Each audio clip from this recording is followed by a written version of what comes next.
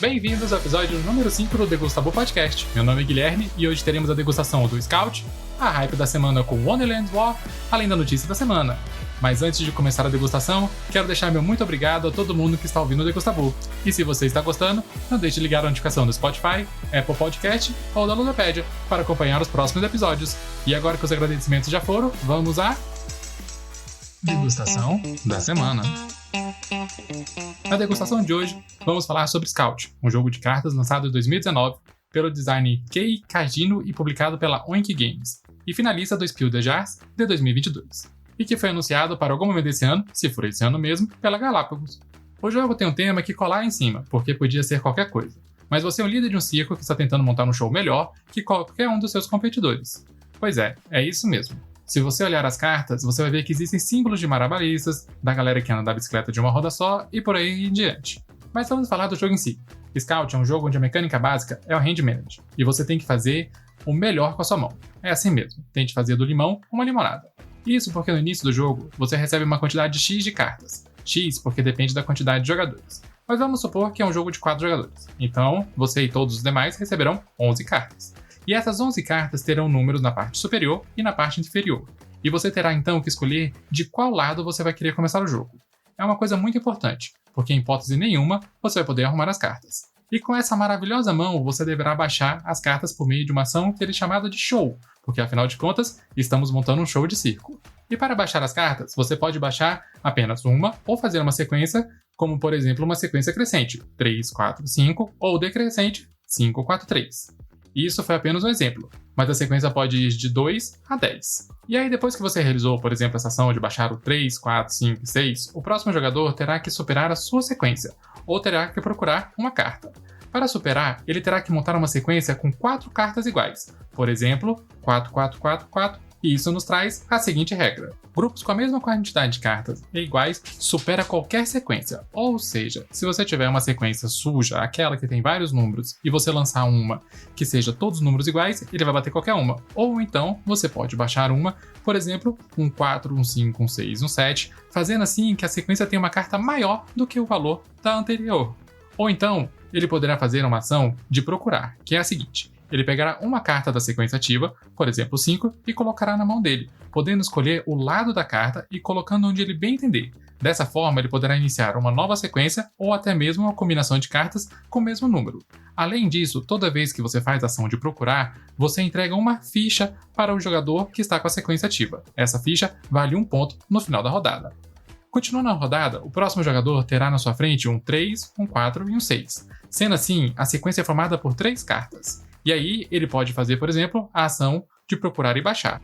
Sendo assim, ele poderá pegar qualquer uma das cartas que estão na sequência, o 3, o 4 e o 6.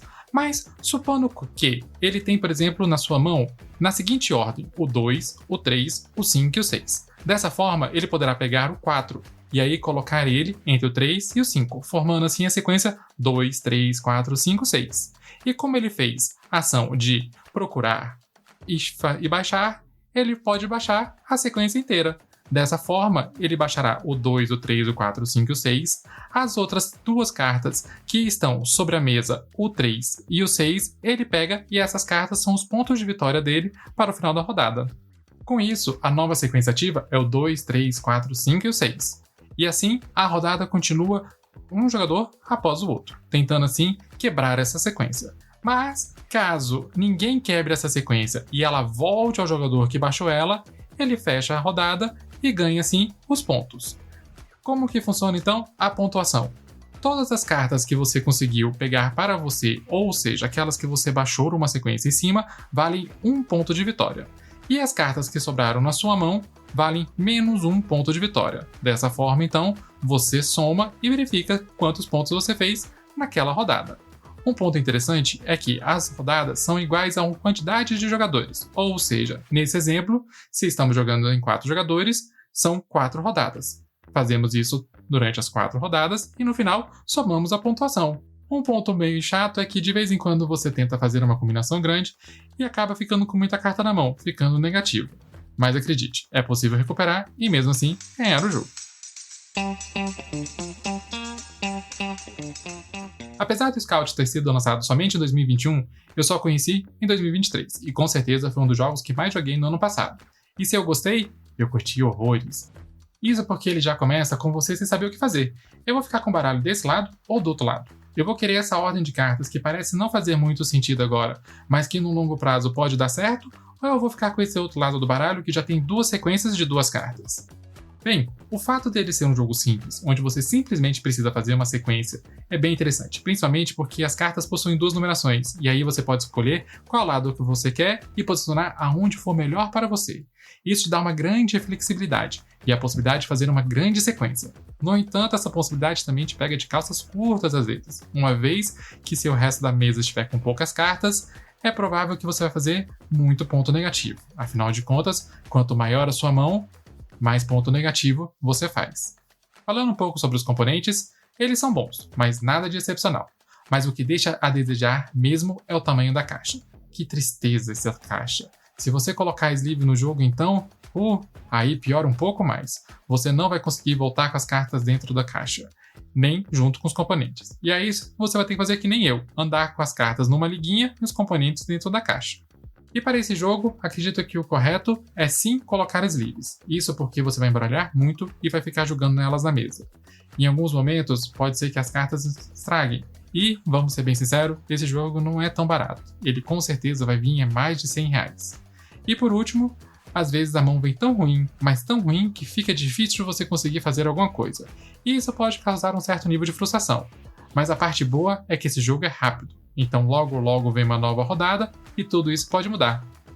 Bem, resumindo, Scout é um baita jogo, onde você simplesmente precisa fazer com que as cartas da mesa te ajudem, e fazer assim uma boa sequência a ponto de ninguém conseguir derrotar ela. Eu sei que parece muito simples e parece que você tem controle total sobre isso, mas acredite, a diversão é garantida.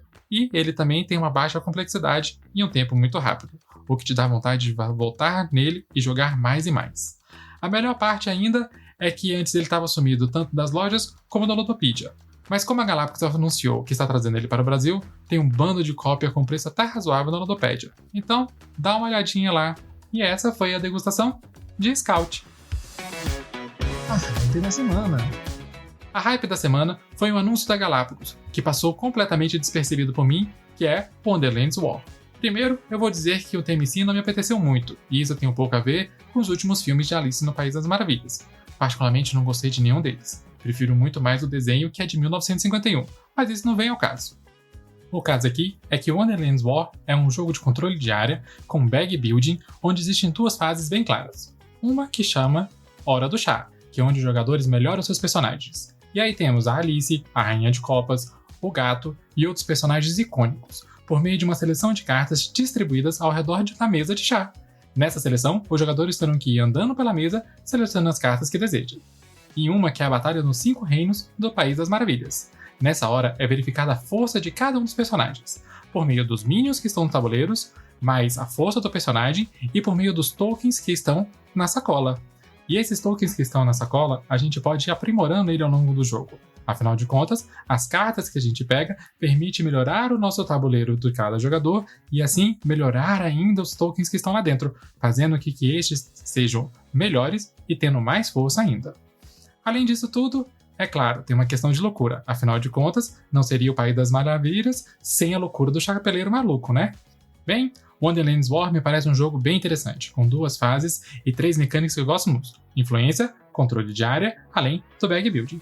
Então estou com muita curiosidade de conhecer, ainda mais porque não se encontra ele em lugar nenhum, e ele está cotado para vir esse ano pela Galápagos. E aí, o que esperar da Galápagos, né? Que eles não cometem nenhum erro de tradução nas cartas, nem no manual, e que não errem na impressão. Afinal de contas, esse é um jogo muito bonito para ter esse tipo de coisa. Então, vamos ficar na expectativa e esperar quando vai ser lançado Wonderland's War no Brasil. Notícia da semana.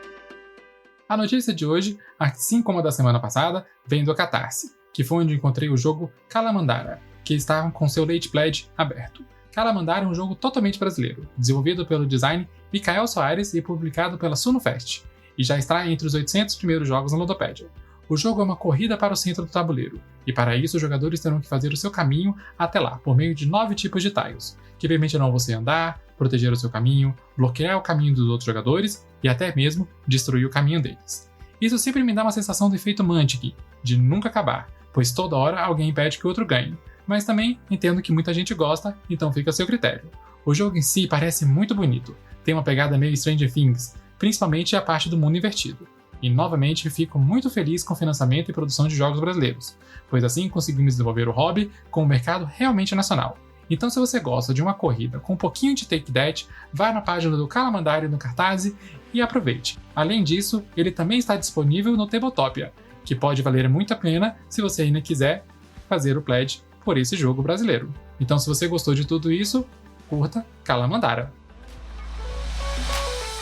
E assim, terminamos o episódio número 5 do Degustabu Podcast. Se você gostou, dá o seu like no Spotify, ou no Apple Podcast, ou no YouTube Podcast, ou até mesmo na Ludopédia, e acompanhe os próximos episódios. Muito obrigado e ficamos por aqui!